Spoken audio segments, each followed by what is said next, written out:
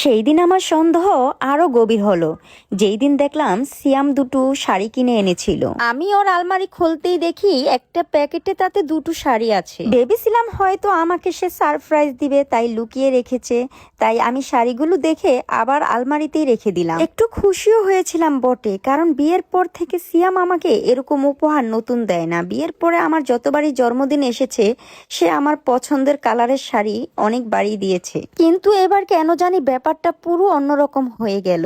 সিয়াম আমার সামনে দিয়ে প্যাকেটটা নিয়ে বের হয়ে গেল রুম থেকে। আমি পিছন থেকে অনেকবার ডাক দিলাম, সে কোনোভাবেই ফিরে তাকালো না। কাছের মানুষ থেকে লুকোচুরি কোনোভাবেই যেন মেনে নেওয়া যায় না।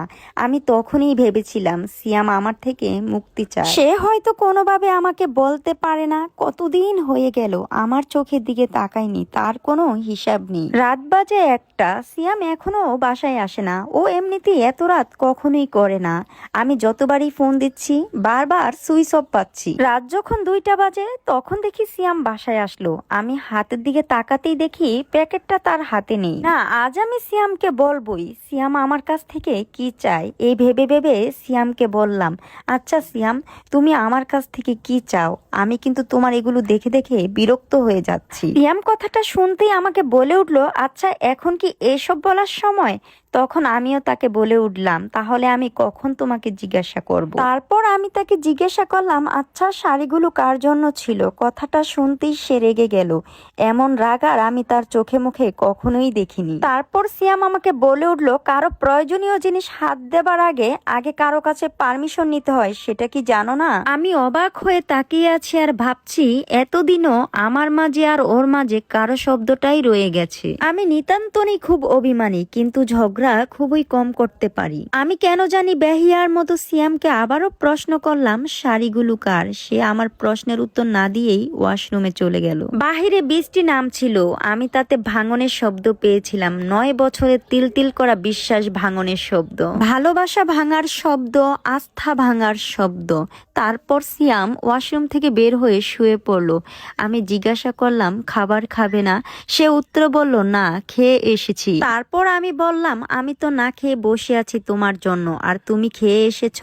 সে আমাকে উত্তরে বলল, আমি কি তোমাকে খেতে বারণ করেছি? তারপর তখন আর আমি কিছুই বলতে পারলাম না। হয়তো আমি আরো কিছু শুনবো যেগুলো হয়তো আমি আর হজম করতে পারবো না। তারপর আমিও না খেয়ে শুয়ে পড়লাম ওপাশ ফিরে শুয়ে থাকলো। পাশের মানুষটা যে ঘুমাচ্ছে না সেটা আমি বুঝতে পারলাম। এতদিনে আমি খুব ভালোভাবে ওকে চিনে নিয়েছি। সিয়ামের দিকে তাকাতেই দেখি চোখের উপর হাত দিয়ে ও শুয়ে আছে। আমার সেদিন অকারণেই খুব কান্না পাচ্ছিল। জানি না সেই কান্নার পিছনের কারণ কি, তবে কেন জানি আমার খুব কান্না পাচ্ছিল। ইচ্ছে করছিল কোনো এক খোলা জায়গায় গিয়ে জোরে চিৎকার দিয়ে কাঁদি, আর শুয়ে শুয়ে সেই বিয়ের পরের কথাগুলো ভাবতেছি। আমার মন খারাপ থাকলেই আমি সিয়ামের সাথে কাটানো 9টি বছরের কথা ভাবি। ঠিক তখনই আমার মনটা ভালো হয়ে যায়। রাত যখন 4টা বাজবে ঠিক তখনই ওর ফোনে কলের শব্দে আমার চোখ খুলে যায়। তারপর দেখি সিয়াম তাড়াহুড়ো করে ফোনটা রিসিভ করলো। এমন ভাব হচ্ছিল যে সিয়াম এই ফোনের অপেক্ষায় ছিল। ও আবার বারান্দায় চলে গেল। আমিও ওর পিছনে পিছনে বারান্দার পাশে গিয়ে দাঁড়িয়ে আছি। ও খুব খুশি হয়ে বলছে, এই একটা আশা নিয়ে বেঁচেছিলাম ওর জন্য, আজ অপেক্ষা করা সফল। আমি খুব খুশি আজ ও শুধু আমার। এই কথা শোনার পর সিয়ামের প্রতি আমার কেন জানি অজান্তেই একটা ঘৃণা চলে আসলো। কি সহজেই ও আমায় বাতিলের খাতায় ফেলে দিল, কি সহজেই আমার জায়গায় অন্য কাউকে বসিয়ে দিল।